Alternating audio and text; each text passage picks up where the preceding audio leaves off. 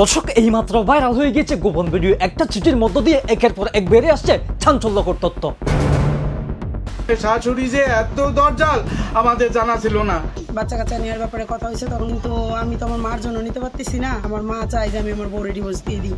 একজন র্যাব কর্মকর্তা কেনই বা নিজের মাথায় নিজে গুলি করলেন, এর পিছনের রহস্যটা কি?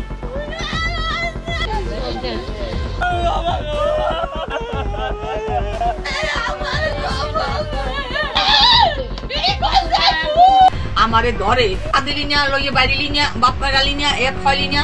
আদৌ কি তিনি আত্মহত্যা করেছেন নাকি তাকে আত্মহত্যা করানো হয়েছে? দর্শক, যেই চিঠিটা তিনি লিখে গিয়েছেন সেই চিঠিটাই জন্ম দিয়েছে নতুন এক রহস্যের, যেখানে প্রথমেই লেখা ছিল মৃত্যুর জন্য মা এবং বউ কেউ দায়ী না। অথচ তিনি চিঠিটা এভাবেও লিখতে পারতেন মৃত্যুর জন্য শুধু আমিই দায়ী। কিন্তু সেখানে মা এবং বউকে কেন ইন্ডিকেট করা হয়েছে? কাউকে ভালো রাখতে পারলাম না, বউ যেন সব স্বর্ণ নিয়ে যায় এবং ভালো থাকে, স্বর্ণ বাদে যা কিছু আছে সবকিছু মায়ের। দর্শক, একজন বিসিএস কর্মকর্তা যার বেতন লাখ টাকা, তাহলে সে কি শুধুই স্বর্ণের জন্য আত্মহত্যা করেছে? আত্মহত্যার কারণ কি শুধুই স্বর্ণ নাকি গভীর ষড়যন্ত্র? এই পুরো ভিডিওতে এমন কিছু জিনিস আপনাদেরকে দেখাবো যেটা দেখলে পানির মতো পরিষ্কার হয়ে যাবে আত্মহত্যা নাকি অন্য কিছু। দর্শক, এমন কিছু চাঞ্চল্যকর তথ্য লুকানো হচ্ছে যা মিডিয়াতেই প্রকাশ করা হচ্ছে না। চলুন তাহলে গল্পের শুরু থেকেই শুরু করা যাক।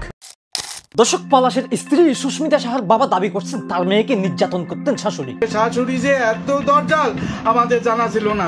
আমি, আমার বউ কেউ এদের বাড়িতে যাইতে পারি না এই মহিলার কারণে। ওই যেদিনকে মারা গেল সেদিনকেও বাবা মা সুস্মিতারে নিয়ে যান আমার মেয়েটারে। যেভাবে এরা সবাই এমন না কিছু করছে। অন্যদিকে পলাশের মা দাবি করছেন বিভিন্ন সময় ভয়ভীতি দেখানো হতো, হুমকি দিতেন সুস্মিতা সাহা অর্থাৎ পলাশের স্ত্রী। গল্পের কাহিনীটা শুরু হয় সকাল থেকেই। পলাশ সাহা যখন ডিউটি নিয়ে ব্যস্ত তখন তার মায়ের উপর নেমে আসে এক ভয়াবহ অত্যাচার। মাকে ভালোবাসায় ছিল পলাশ সাহার সবচেয়ে বড় অপরাধ।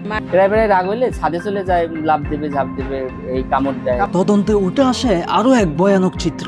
পাগলের মতো সবাইকে কামড় দিতেন তার স্ত্রী এবং বিভিন্ন সময় আত্মহত্যার চেষ্টাও করতেন। এমনকি তাদেরকে হুমকি দেওয়া হতো আত্মহত্যা করে সবাইকে ফাঁসিয়ে দেব। দর্শক, এসব জানা কথা, যে বিষয়গুলো মিডিয়াতে প্রকাশ করা হচ্ছে না, চলুন দেখে নেওয়া যাক সেই বিষয়গুলো কি। পলাশ সাহা আত্মহত্যা নাকি নিঃশব্দে হত্যা? পলাশ সাহা মারা গেছেন কিন্তু প্রশ্নগুলো বেঁচে আছে।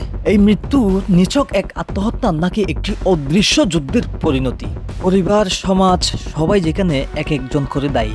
র্যাবের এসপি পলাশ সাহা একজন মেধাবী অফিসার, এতে কোনো সন্দেহ নাই। কিন্তু সম্প্রতি তার মৃত্যু নিরাপত্তা মহলে তুলেছে তোলপাড়। আত্মহত্যা নাকি গোপন অপারেশনের সমাপ্তি?